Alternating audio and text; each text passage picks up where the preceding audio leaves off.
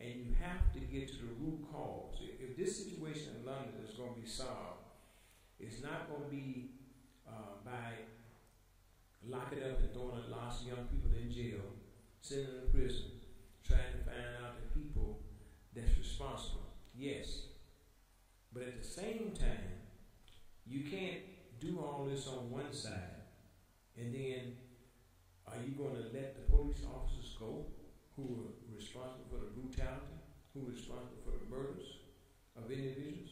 See, it's got to be an even kill on both scales, on both sides.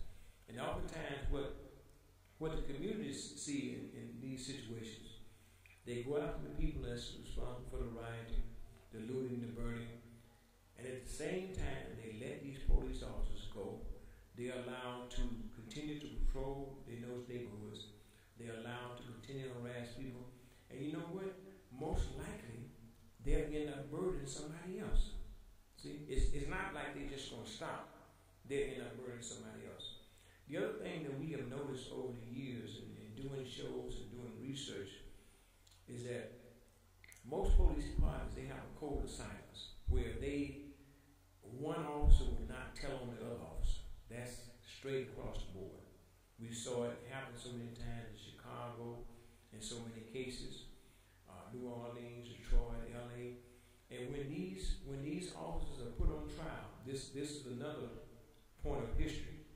Over a period of time, what I have saw since the late 70s, early 80s, most police officers that are put on trial, even if they have committed murder, they always get a lesser charge. Manslaughter, excessive force, something to that degree. Never once have I saw where a police officer is actually charged with murder.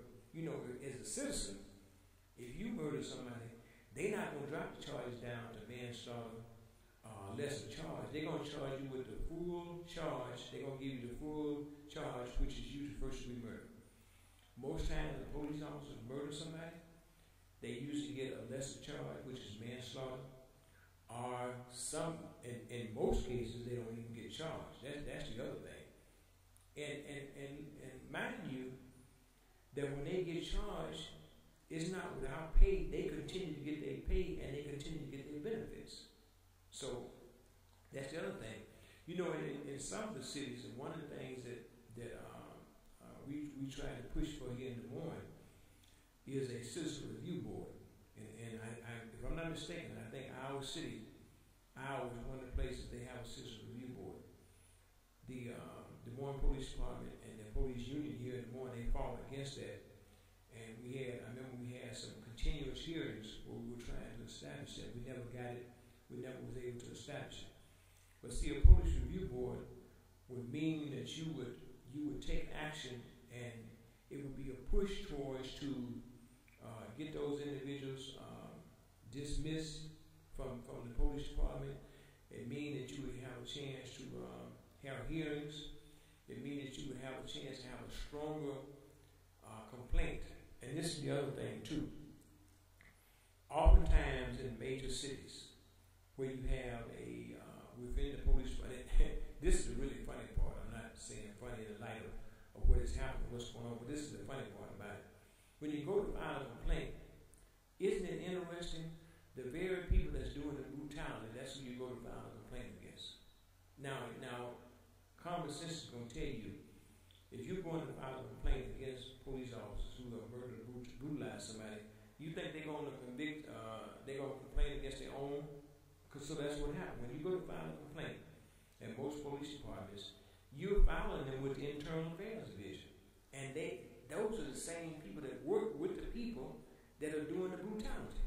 That's kind of a run. Maybe it's not, but it's kind of a joke. We used to say back in the day, it's kind of a joke. You're gonna go file a complaint against the officers, and you're filing against the same people that are in cahoots with them, like if they're gonna take some action. And this is why we said that there's a code of silence that's among them, because they're not going to take any kind of action or move towards their own officers. They won't do it.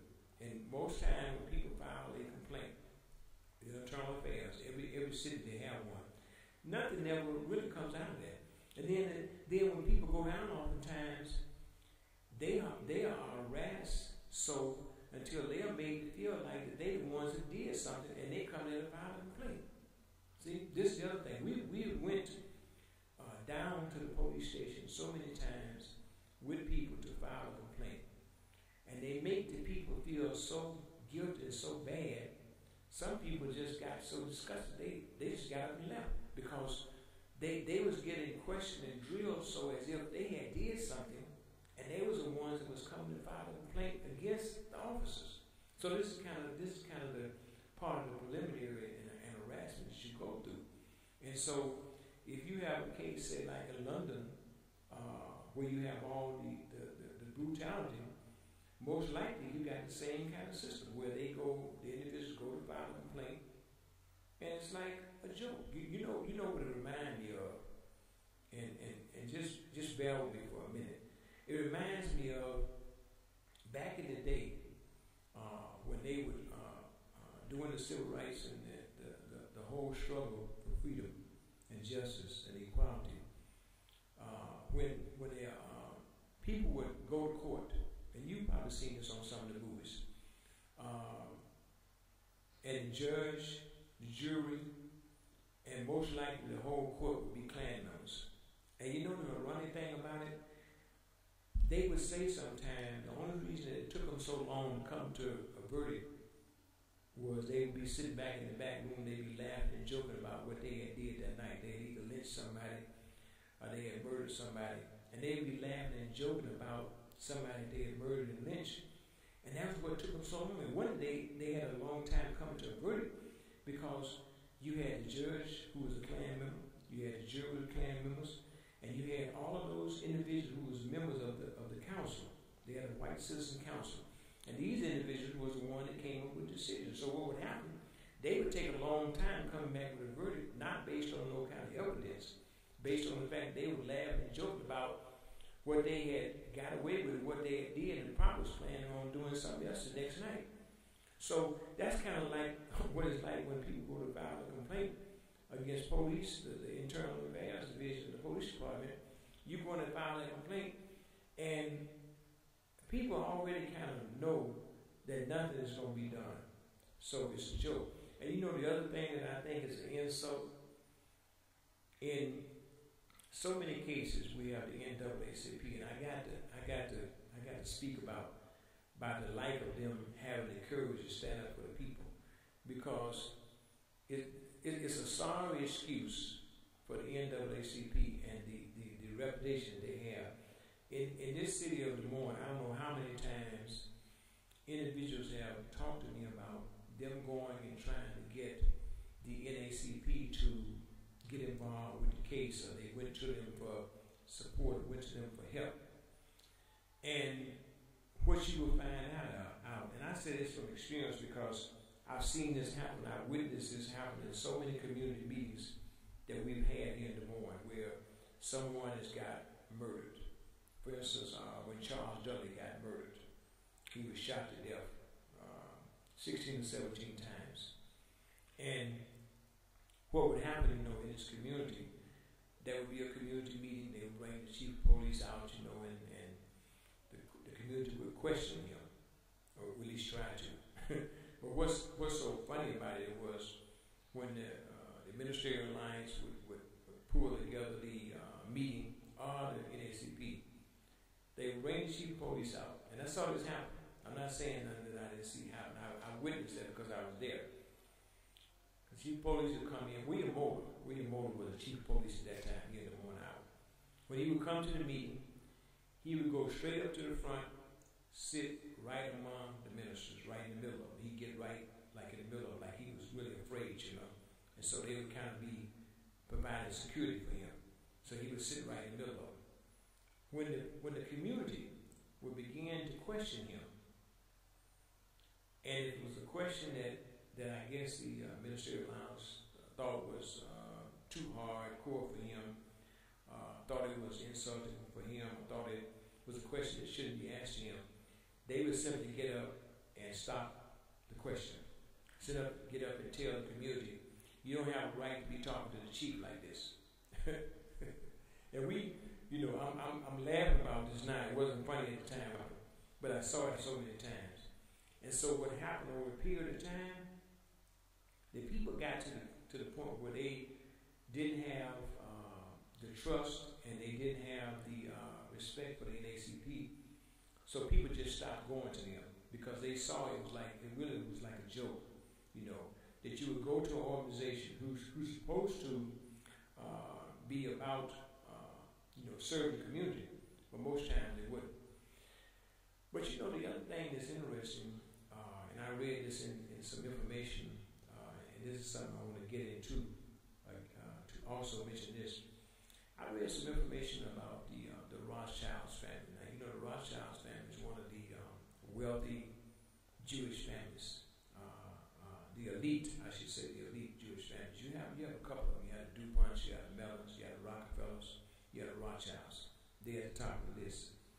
And I saw where in the 1920s that they were the ones that was instrumental, and this kind of goes right in line with me talking about the NAACP. They were the ones that set the NAACP up, and they set it up in a way to have it set where when any kind of friction, any kind of turmoil would take place in the African American community or in the community per se, they would come in and try to resolve it. Not really resolve it, but that was kind of like their job. And it was a long time, some years before the NAACP elected an African American president, because for a long time the NAACP was operated by a Jewish president who was president of the NAACP for quite some time. They set the organization up, and it wasn't to benefit and help us, but it was just to set up something. It's almost like the blind side of people, as if they were doing something, and they wasn't. And so that's a point of history. The other thing is that within the African American community, we have an organization called the Boule. And the Boule is, you can look at any city and they'll tell you who the Boule members are. The Boule members, they take their instructions from the more or less people that's in charge, like the Rockefellers, like the DuPonts, like the Mellons, like the Harrimans, like the Rothschilds. They take the instructions from them. They actually set the rules down on what they're supposed to do, what they're supposed to say, how they're supposed to act. The whole run of the mill. And so when you look around the world today and you see all the things that are going on, once again you ask yourself the question: who's behind it and who would benefit? And as you do that, you'll begin to see that these families that I mentioned, the Rockefellers, the DuPonts, the Mellons, the Harrimans, the Rothschilds, they are behind a lot of these things. The other thing that you would see too is going on. You have to understand these people are trying to push for a new world order. This is the whole push. They're trying to push in that direction. And all of the events that's going on is to try to escalate and move things in that direction. Now just because we don't see something, that don't mean it's not going on. See, oftentimes we think that, out front we can't see something, I tell you what it's like. You know how you watch a puppet show? And when you see the puppets, they're moving. They be doing all kind of tricks, they be talking, whatever. But it's not the puppets, it's somebody behind the curtain that's pulling the strings that's making the puppets work. And they have the puppets doing whatever they want to have doing. They have them doing whatever they want to do. So just remember that when you see all of these events, all these things that are happening throughout the world, you have to ask yourself two questions: who's behind it and who would benefit? So that's the thing I want to say to you. Once again, this kind of segment has been coming from you from the Liberation DJ's desk. I'm the Liberation DJ, and we do these shows and we do these talks based on the experience of talk show hosting for over 20-some years, the research and the documentation that we put into doing these kind of shows. So I just want to let you know it's not something we just running off the top of our head. These are something that we have did shows on. We did a number of shows on this, on all these subjects. So this is the experience that we have in doing these shows. Once again, we hope that you'll tune in for another segment of the Liberation DJs.